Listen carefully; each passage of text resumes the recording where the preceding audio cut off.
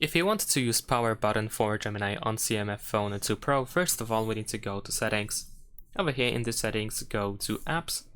Next in the apps, scroll down a little bit and go to assistant. Next, select hold power for your assistant. And here we need to make sure that digital assistant option is selected. After that, you should be able to just simply press and hold the power button in order to activate Gemini. Now, if it doesn't work for some reason, or if you are using, let's say, the Google Assistant instead, then in that case we need to get the Gemini app. In order to get it, we can go to the Play Store, use search, and then over here tap on this field in order to write Gemini. And then of course this is the app that we wish to download, that we need to download.